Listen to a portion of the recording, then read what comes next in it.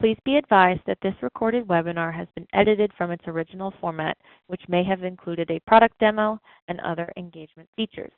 To set up a live demo, please complete the form above on our website. If you currently are not on our website and are watching this on our YouTube channel, there's a link to the website in the description of this video. Thank you.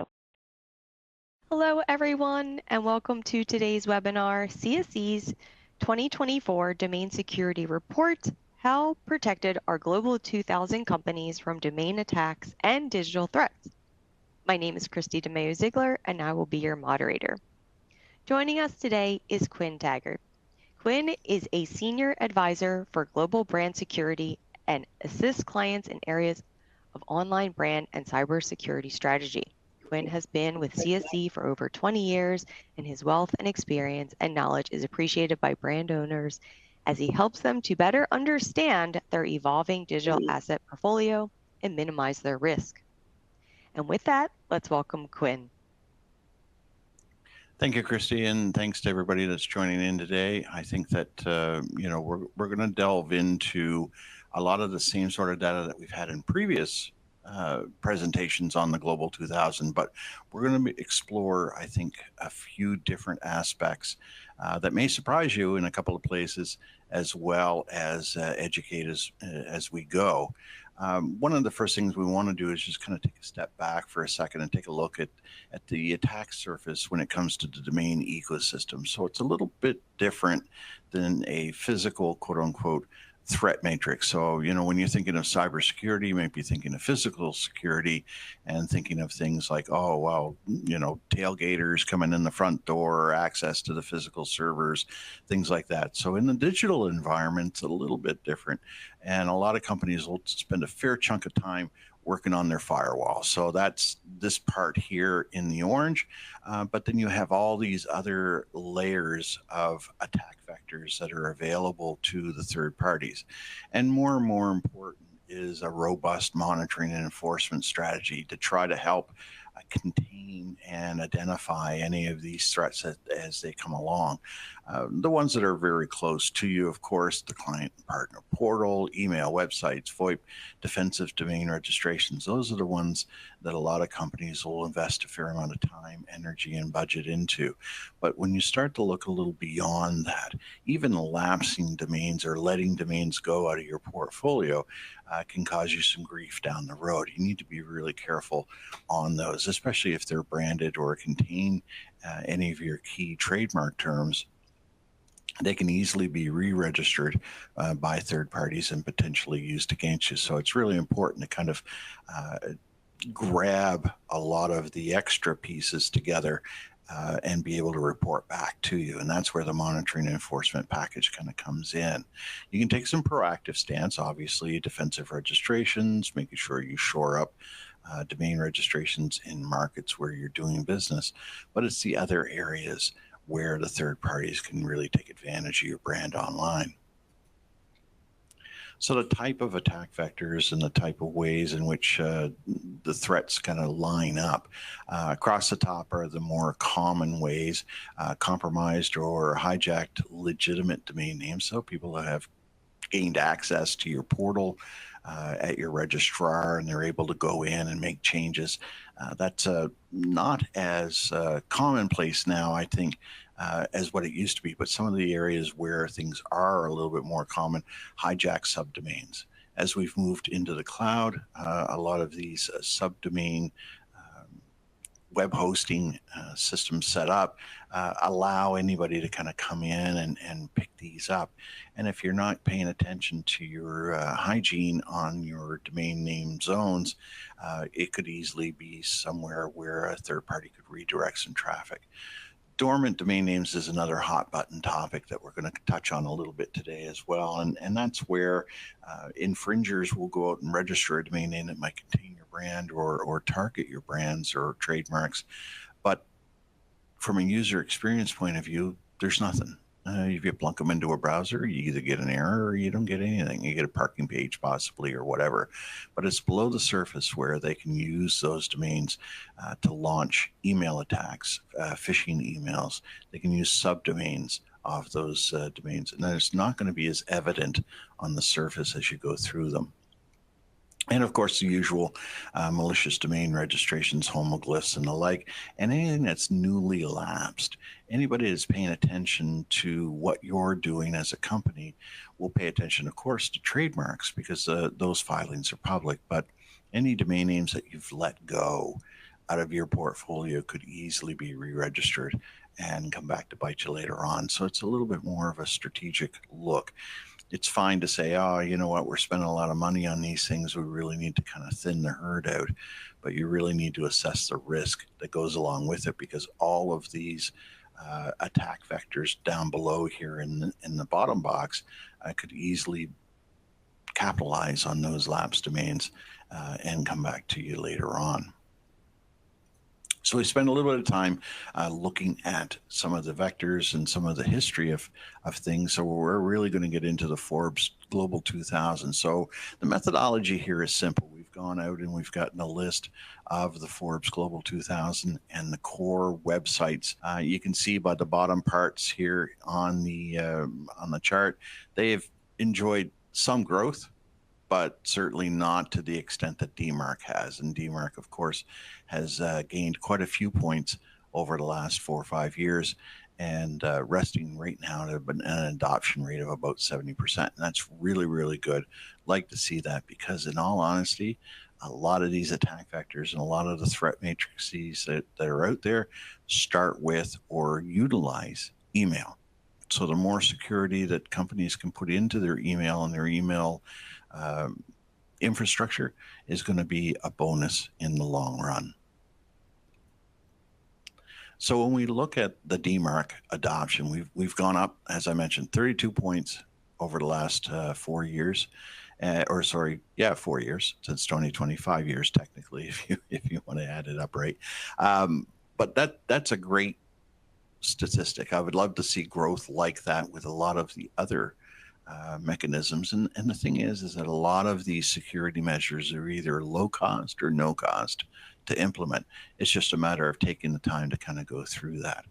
And as I mentioned before, we're looking at the Global 2000 and their core names, not their entire portfolios, just the core names, with the idea that, if this is how they're handling their core domain names within their portfolio, chances are the rest of the portfolio will fall suit. So if they're ignoring some of these security measures on their main domain name, chances are it's similar handling when it comes to the rest of their portfolio. So when we look at some of the other elements, registry lock. So what does registry lock actually do? It's going to protect the domain names against accidental or unauthorized modifications or deletions. Now, it's very cost effective when you look at it being against your core domain names within your portfolio, your crown jewels, ones that are running your DNS, ones that are running your email, ones that are responsible for your main website. If you're doing e-com, I mean, why would you not take the extra steps? But this is also where a lot of companies will fall over a little bit by their choice of registrar. So a lot of the consumer grade registrars just aren't in a position to be able to offer registry lock. Why? Because it's a manual process. In this world of automation, everybody's looking for automation, quick, easy, let's just get it done. Registry lock is designed specifically as a manual process to avoid those unauthorized modifications, especially when it comes to DNS and or whois details that would allow somebody to actually hijack a domain name and move it around. So this manual process just isn't conducive to the consumer grade registrar's operating model. They're all about automation. They're not interested and don't have the resources to handle a manual process. In the overall scheme of things, who uses the registry locks? Well, in the F2000 report that we put together, we're running about 45% of the companies that work with enterprise class registrars. So as I mentioned ago about the consumer grade, are using registry lock, but only 5% of the companies with consumer grade registrars are taking advantage. And a lot of that, like I mentioned before, has to do with the way in which those consumer registrars are configured. There are some that will offer the registry locks on a limited basis. So just reach out talk to them. If you are using a consumer-based registrar, I encourage you to reach out and ask the question. So when we look at that, when we're looking at enterprise class registrars as a whole, there's a couple of key points, and we talk about this a lot in a lot of our webinars when we gauge why CSC versus a consumer-based registrar. But there's a lot of different things, especially when it comes to advice and strategic guidance. And in a lot of cases, the consumer registrars just aren't configured from a service point of view to be able to offer that to their clients. CSC's service model includes day-to-day contact, which is your client service partner, an account manager, which is your SAM, your strategic account manager. But then you also have access to specialty teams, such as the brand advisory team, which I'm a member of, but we have a DNS team. We have a transfer of registrars team. We have a lot of specialty teams that are available to help guide you through whatever issue you might be faced with or whatever challenge you might be having as it comes to your domain inventory. And one of the other key things, of course, as well, is we recognize the fact that a lot of our client contacts are only dealing with domains on a very small percentage of their day. They have other duties. They're either with the legal team or with the IT team or marketing or whichever.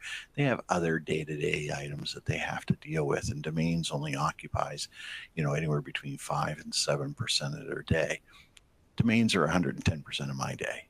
So being a CSC client, you can take advantage of that and utilize our expertise. And this is where a lot of the guidance is going to come in when we're looking at a lot of these different security measures, but also too strategic guidance in making sure you have the right names in the right places at the right times. So when we look at adoption and we look at it from a regional perspective, does geography really matter?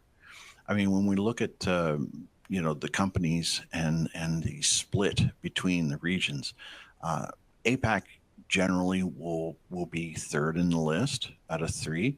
But when you look at that, the idea is that a lot of the smaller companies are in that APAC region, but it also includes a lot of the mainland Asia companies that are using a lot of the local retail-based registrars rather than, or consumer grade registrars rather than enterprise registrars. And that affects a lot of these ratings, as we've shown in previous slides. And unfortunately, healthcare has dropped quite a bit. They went from 5th place to 12th out of 26. So now they're in the middle of the pile. Now, on the flip side, of course, technology, hardware, and equipment went up 8 spots. And we would expect that. We would expect technology and banking and anybody dealing with money and our money to be in the top of the pile. But unfortunately, banking has habitually been in the lower third of the rankings out of 26 industries. But healthcare was right up there, and they've dropped. And unfortunately, when you look at the increase in prominent cyber attacks on the healthcare industry, boy, I'll tell you, that's scary and surprising at the same time. And hopefully they'll bounce back in the next year when we start looking at the next results. So when we look at the highest performing industries, we would expect, of course, to see IT and software, media, and retail to be in the highest performing categories, and they are. But when we look at the lowest performing industries, a couple of the ones here that really surprised me. One in particular, of course, is oil and gas operations. We've seen in the past couple of years a couple of attacks on the grid, quote unquote, the overall grid, not just electric grid, but all the grids.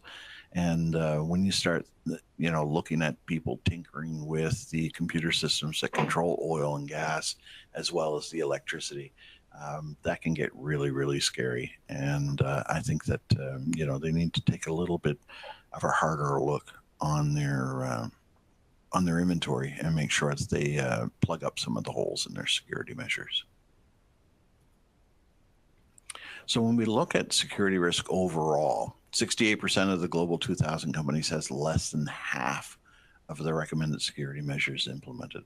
And again, we're only looking at 8 or 9 of these, key elements when it comes to security. There's way more to consider, of course, than this, but we're looking at the more obvious ones that will help people shore up their inventory. The real scary part, of course, is that a full 20% of the list is in that 0 to 24% range. And there's a bunch of them that are actually at 0. 5% of the companies have a domain security score of 0.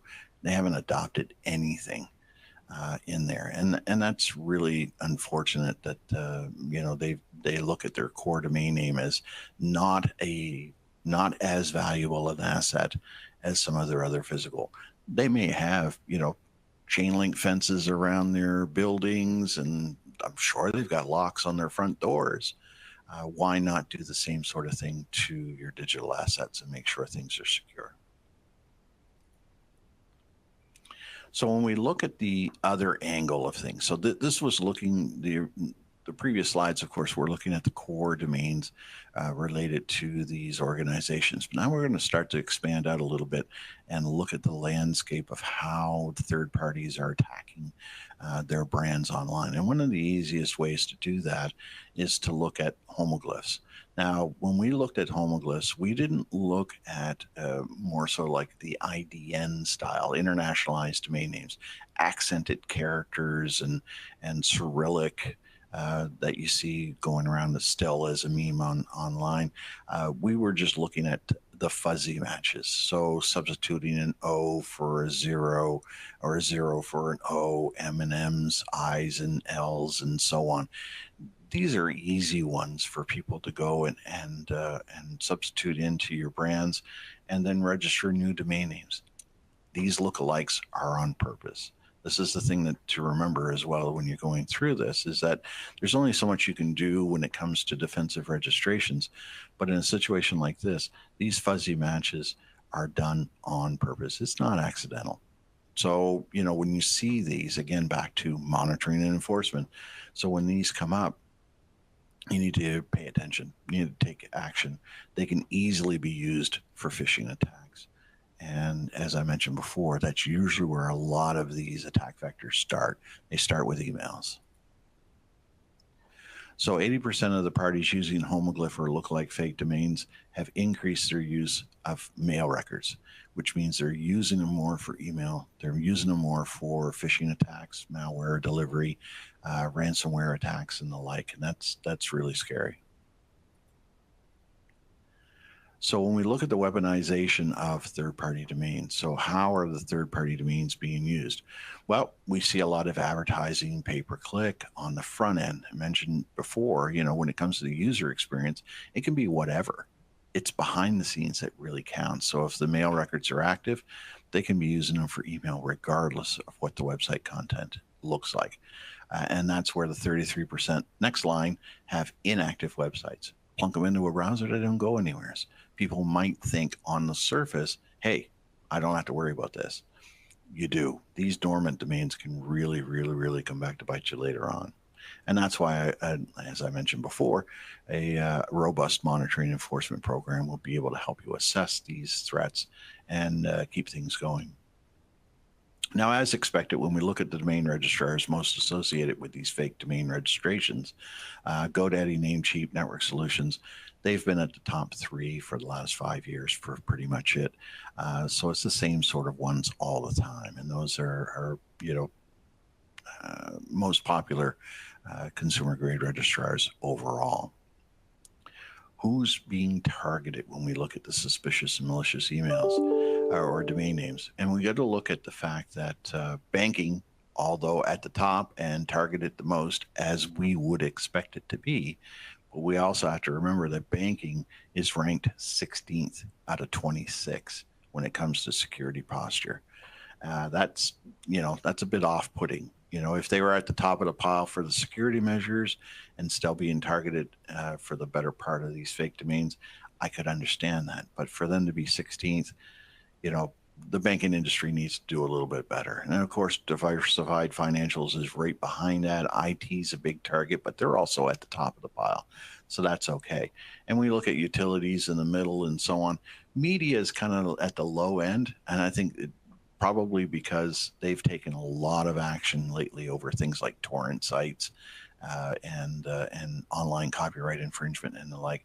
I think they've sort of enforce their rights a little bit more aggressively than some of the other categories. So in summary, defense in depth approach. Start at the beginning, start at the middle, work your way out, balance it. One of the key things is when we look at the overall defense in depth approach, we have to kind of balance your individual company's penchant for risk versus budget versus your monitoring enforcement. You're going to take away from one or add to one. You can sort of balance it off with the other two pips on the triangle. Monitor and protect your domain and digital channels for brand abuse, infringements, phishing, fraud. This is really, really important. You can react quickly to infringements as they come along before they can do a lot of extra damage. Use your global enforcement, takedowns, internet blocking. These are effective techniques to be able to at least get the content offline, give you some breathing room while you decide how you want to handle the actual physical domain itself. It is a two-step process. Confirm that your vendors are actually practicing safe cyber and aren't contributing to fraud and brand abuse by them being lax in their security process as well. It is a holistic approach, and it really does expand out beyond your own internal systems.